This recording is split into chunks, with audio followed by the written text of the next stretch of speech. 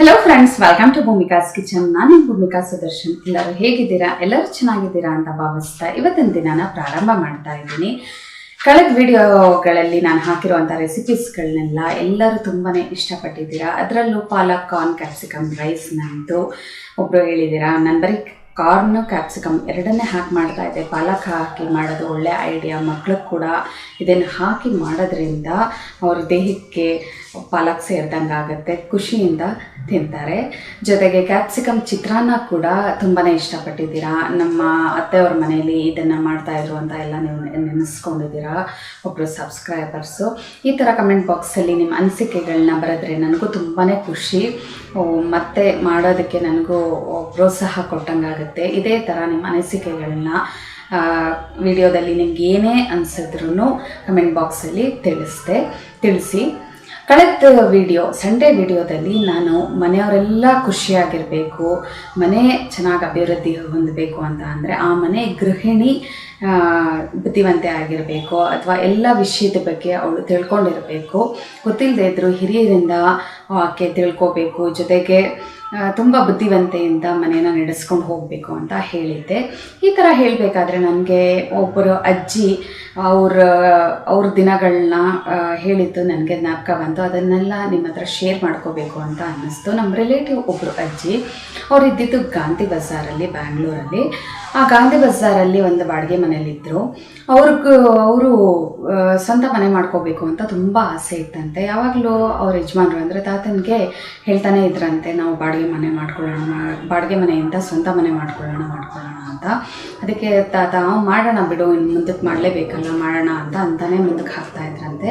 ಅವ್ರು ಇದ್ದಿದ್ದ ಮನೆ ಪಕ್ಕದ ಮನೆಯೇ ಸೇಲ್ಗಿತ್ತಂತೆ. ಈ ಮನೆನ ನಾವು ತಗೊಳ್ಳೋಣ ಅಂತ ಅಜ್ಜಿ ತಾತನಿಗೆ ಹೇಳಿದ್ರಂತೆ. ಅದಕ್ಕೆ ತಾತ ಎಷ್ಟಂತೆ ಆ ಮನೆ ಎಷ್ಟಕ್ಕೆ ಸೇಲ್ಗಿಟ್ಟಿದ್ದಾರೆ ಅಂತ ಕೇಳಿದಾಗ ಆ ಅಜ್ಜಿ 20,000 ಅಂತ ಅಂದ್ರಂತೆ. ಅಯ್ಯೋ, ಅಷ್ಟೊಂದು ದುಡ್ಡು ನಾನೆಲ್ಲಿಂದ ತರಲಿ, ಮುಂದಕ್ಕೆ ತೊಗೊಳ್ಳೋಣ ಬಿಡು, ಇವಾಗೇನು ಅರ್ಜೆಂಟು ಅಂತ ಅಂದ್ರಂತೆ. ಅಜ್ಜಿ ಅದಕ್ಕೆ ಯಾಕೆ ಹಂಗಂತೀರಾ, ನನ್ನ ಹತ್ರ ಇದೆ ಸ್ವಲ್ಪ ದುಡ್ಡು, ಇನ್ನೊಂದು ಸ್ವಲ್ಪ ನೀವು ಹಾಕಿ ತೊಗೊಳ್ಳಿ ಅಂತ ಅಂದ್ಬಿಟ್ಟು ಅವ್ರು ಕೂಡಿಟ್ಟಿದ್ದ ದುಡ್ಡನ್ನ ತಂದು ತಾತನೂ ಕೊಟ್ರಂತೆ. ತಾತನಿಗೆ ನಿಜಕ್ಕೂ ಆಶ್ಚರ್ಯನೂ ಆಯ್ತಂತೆ, ಜೊತೆಗೆ ಖುಷಿನೂ ಆಯ್ತಂತೆ. ಇಷ್ಟೊಂದು ದುಡ್ಡು ನೀನೆಲ್ಲಿಂದ ತಂದೆ ಅಂತ ಅಜ್ಜಿನ ಕೇಳಿದ್ರಂತೆ. ನೀವು ಕೊಡ್ತಾ ಇದ್ದಿದ್ದು ಖರ್ಚಿಗೆ ದುಡ್ಡನ್ನ ಅದನ್ನ ಕೂಡಿಟ್ಟು ನಾನು ಈ ದುಡ್ಡನ್ನ ಕೊಟ್ಟಿರೋದು ನಿಮಗೆ ಅಂತ ಹೇಳಿದಾಗ ತಾತನಿಗಂತೂ ತುಂಬಾ ಖುಷಿ ಆಯ್ತಂತೆ. ಇದನ್ನು ಕೇಳಿದ ನನಗೆ ಕೂಡ ತುಂಬ ಖುಷಿ ಆಯಿತು. ಆಮೇಲೆ ಅಜ್ಜಿಗೆ ಒಂದು ಪ್ರಶ್ನೆ ಆಗಿದೆ, ಅಲ್ಲ ಅಜ್ಜಿ, ನಿಜ ನೀವು ಕೂಡಿಟ್ಟಿದ್ದೇನೋ, ಆದರೆ ಅಷ್ಟು ದೊಡ್ಡ ಅಮೌಂಟು ನಿಮ್ಗೆ ಹೇಗೆ ಕೂಡಿಡೋಕ್ಕೆ ಸಾಧ್ಯ? ಒಂದು 7-8 ಸಾವಿರ ಅಂತ ಅಂದ್ರೂ ಅವತ್ತಿಗೆ ದೊಡ್ಡ ಅಮೌಂಟೇನೆ, 50-60 ವರ್ಷದ ಹಿಂದೆ ಅಂತ ಅಂದರೆ ಹೇಗೆ ಕೂಡಿಡೋಕ್ಕೆ ಸಾಧ್ಯ ಅಂತ ಕೇಳಿದಾಗ ಅಜ್ಜಿ ಹೇಗೆ ಕೂಡಿಟ್ರು ಅನ್ನೋದನ್ನ ಹೇಳಿದ್ರು. ಅವ್ರಿಗೆ ಖರ್ಚಿಗೆ ಅಂತ ತಾತ ಕೊಡ್ತಿದ್ದಿದ್ದು ದುಡ್ಡು ಅಂದರೆ ತರಕಾರಿ ತರೋದಕ್ಕಾಗಲಿ, ಪ್ರಾವಿಷನ್ ತರೋದಕ್ಕಾಗಲಿ ಕೊಡ್ತಿದ್ದಿದ್ದು ದುಡ್ಡಲ್ಲಿ ಒಂದು ಸ್ವಲ್ಪ ದುಡ್ಡನ್ನ ಎತ್ತಿಟ್ಬಿಡ್ತಾ ಇದ್ರಂತೆ. ಆ ಎತ್ತಿಡೋದು ಹೇಗೆ ಅಂದರೆ ಯಾವುದೋ ಒಂದು ಪರ್ಸು ಅಥವಾ ಬೀರು ಅಥವಾ ಇನ್ನೆಲ್ಲೋ ಅಲ್ಲ, ಒಂದು ಡಬ್ಬ ಅಂತ ಅಂದರೆ ಪಿಗ್ಗಿ ಬ್ಯಾಂಕ್ ಅಂತ ಇವಾಗ ಏನಂತಾರಲ್ಲ, ಗೋಲ್ಕ, ಅದನ್ನು ನಮ್ಮ ಕೈಲಿ ಓಪನ್ ಮಾಡೋಕ್ಕೆ ಆಗಬಾರ್ದು. ಅದನ್ನ ಏನಿದ್ರು ಅದರೊಳಗಿರೋ ದುಡ್ಡು ತೊಗೋಬೇಕು ಅಂತ ಅಂದರೆ ಆ ಡಬ್ಬನ ಒಡೆದಾಕಬೇಕು, ಆವಾಗಲೇ ನಾವು ಆ ದುಡ್ಡನ್ನ ಒಳಗಡೆಯಿಂದ ತೆಗಿಯೋಕ್ಕಾಗೋದು. ಆ ಥರ ನಾವು ಆ ಡಬ್ಬನ ಫುಲ್ ಸೀಲ್ ಮಾಡಿಸ್ಬಿಡ್ಬೇಕು. ಆಮೇಲೆ ನಾವು ಅದರೊಳಗಡೆ ದುಡ್ಡು ಹಾಕ್ತಾ ಹೋಗಬೇಕು. ಚಿಕ್ಕ ದುಡ್ಡುಗಳು ಅಂದರೆ 10 ರೂಪಾಯಿ 20 ರೂಪಾಯಿನೇ ನಮಗೆ ಗೊತ್ತಿಲ್ಲದೆ ಇದ್ದಂಗೆ ಅದು ಒಂದು ದೊಡ್ಡ ಅಮೌಂಟ್ ಆಗುತ್ತೆ. ಆ ಡಬ್ಬ ಯಾವಾಗ ತುಂಬುತ್ತೆ ಆವಾಗ ಅದನ್ನ ಓಪನ್ ಮಾಡಿ ಅದನ್ನು ತೊಗೊಂಡೋಗಿ ಬ್ಯಾಂಕ್ಗೆ ಹಾಕಬೇಕು. ಅದು ಕೂಡ ಅಲ್ಲಿ ಬೆಳೀತಾ ಇರುತ್ತೆ. ಹಾಗೆ ಕೂಡಿಡ್ತಾ ಇರ್ತೀವಿ. ನಮಗೆ ದುಡ್ಡು ಅವಶ್ಯಕತೆ ಬಂದೇ ಬರುತ್ತೆ ಯಾವಾಗಲಾದರೂ. ಆವಾಗ ನಾವು ದುಡ್ಡನ್ನ ತೊಗೋಬೇಕು ಅಂದ್ಬಿಟ್ಟು ಆ ಡಬ್ಬದ ಹತ್ರ ಬರ್ತೀವಿ. ನಮಗೆ ಬೇಕಾಗಿರೋದು ಒಂದು 50 ರೂಪಾಯಿ, 100 ರೂಪಾಯಿ ಅಥವಾ 200 ರೂಪಾಯಿ ಅಷ್ಟೇ.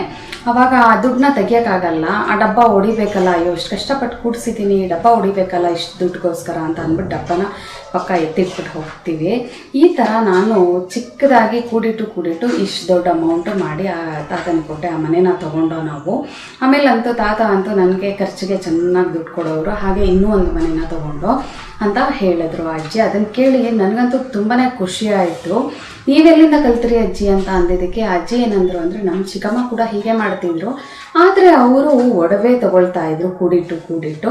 ನನಗೇನು ಒಡವೆಲೇನು ಅಂತ ಇದನ್ನಿಸ್ಲಿಲ್ಲ. ಬಟ್ಟೆ ಆಗಲಿ ಒಡವೆ ಎಲ್ಲ ಆಗಲಿ ಅದು ಅಷ್ಟು ಅಂದರೆ ಸೇವಿಂಗ್ಸ್ ಥರ ಅನ್ನಿಸ್ಲಿಲ್ಲ ನನಗೆ. ಯಾವಾಗಲೂ ನಮ್ಮ ಸಂಸಾರ ಬೆಳಿಬೇಕು, ನಾವು ಮಕ್ಳಿಗೇನಾದರೂ ಮಾಡಬೇಕು ಅಂತ ಅಂದರೆ ಒಂದು ದುಡ್ಡು ಕೂಡಿಟ್ಟು ಅವ್ರಿಗೇನಾದರೂ ಮುಂದಿನ ಜೀವನಕ್ಕೆ ಹೆಲ್ಪ್ ಆಗೋ ರೀತಿ ನಾವು ಮಾಡಬೇಕು. ಅದಕ್ಕೆ ನಾನು ಈ ಥರ ಮಾಡಿದೆ ಅಂತ ಅಜ್ಜಿ ಅವ್ರಿಗೆ ತಿಳಿದಿದ್ದನ್ನ ನನಗೆ ಹೇಳಿದ್ರು. ಅದನ್ನು ಕೇಳಿ ನನಗೂ ಖುಷಿಯಾಗಿ ನಾನು ಕೂಡ ಬಂದು ಅದೇ ಥರ ನಾನು ಕೂಡಿಡೋದಕ್ಕೆ ಶುರು ಮಾಡಿದೆ. ನಿಜವಾಗ್ಲೂ ನನಗೆ ಗೊತ್ತಿಲ್ಲದ ಹಾಗೆ ಅದಕ್ಕೂ ಚಿಕ್ಕದಾಗಿ ನಾನು ಕೂಡಿಡೋಕ್ಕೆ ಶುರು ಮಾಡ್ತಾ ಇದ್ದಿದ್ದು 10 ರೂಪಾಯಿಂದನೇ ಶುರು ಮಾಡಿ 100, 200, 500ವರೆಗೂ ಡಬ್ಬದೊಳಗಡೆ ಹಾಕ್ತಾ ಬರ್ತಾ ಇದ್ದೆ. ಆ ಡಬ್ಬ ಓಪನ್ ಮಾಡಿ ನೋಡಿದಾಗ 5,000, 10,000 ಇರ್ತಾಯಿತ್ತು ಒಂದೊಂದು ಸಲ. ನನಗೆ ಗೊತ್ತಿಲ್ಲದೆ ಇದ್ದಂಗೆ ಅವಾಗವಾಗ ಕೂಡಿಟ್ಟಿದ್ದ ದುಡ್ಡು ಒಂದು ಸಲ ಲಾರ್ಜ್ ಅಮೌಂಟ್ ಆಗ್ತಾಯಿತ್ತು. ಅದನ್ನು ತೊಗೊಂಡೋಗಿ ನಾನು ಕೂಡ ಅದೇ ಥರ ಬ್ಯಾಂಕ್ ಹಾಕಿದೆ. ಸೊ ಹಾಗೆ ನಮಗೆ ಸೇವಿಂಗ್ಸು ನಮಗೆ ಗೊತ್ತಿಲ್ಲದೆ ಇದ್ದಂಗೆ ಬೆಳೆಯೋದಕ್ಕೆ ಶುರು ಆಗುತ್ತೆ. ಒಂದು ಸಲ ಸೇವಿಂಗ್ಸ್ ಶುರು ಆದರೆ ಬೆಳೆಯೋದಕ್ಕೆ ನಮಗೆ ಗೊತ್ತಿಲ್ಲದೆ ಇದ್ದಂಗೆ ನಾವು ಅದನ್ನ ಕೂಡಿಡ್ತಾ ಹೋಗ್ತೀವಿ. ಇದು ಒಂದು ಚಿಕ್ಕ ಅನುಭವ ನಂದು. ನಾನು ಇದನ್ನು ನಿಮಗೆ ತಿಳಿಸಿದ್ದೀನಿ. ಇದು ಎಷ್ಟು ಸರಿ ಅನ್ನೋದು ಗೊತ್ತಿಲ್ಲ, ಆದರೆ ನನಗೆ ಇದನ್ನು ನಿಮ್ಮ ಹತ್ರ ಕೂಡ ಶೇರ್ ಮಾಡ್ಕೋಬೇಕು ಅಂತ ಅನ್ನಿಸ್ತು. ಆ ಅಜ್ಜಿಯಿಂದ ನಾನು ತಿಳ್ಕೊಂಡಿದ್ದಂಥ ವಿಷಯ ಇದು. ಅದಕ್ಕೆ ನಾನು ಇದನ್ನು ನಿಮಗೆ ತಿಳಿಸ್ತಾ ಇದ್ದೀನಿ.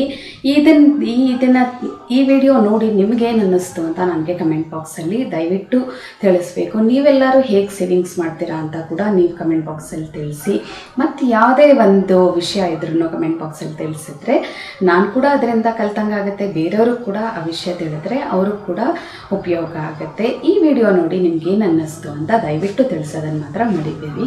ಈ ವಿಡಿಯೋ ನಿಮ್ಗೆ ಇಷ್ಟ ಆದರೆ ಲೈಕ್ ಮಾಡಿ, ಶೇರ್ ಮಾಡಿ. ಯಾರೆಲ್ಲ ಇನ್ನೂ ಭೂಮಿಕಾಸ್ ಕಿಚನ್ಗೆ ಸಬ್ಸ್ಕ್ರೈಬ್ ಆಗಿಲ್ಲ ಆದಷ್ಟು ಬೇಗ ಸಬ್ಸ್ಕ್ರೈಬ್ ಆಗಿ. Thanks for watching.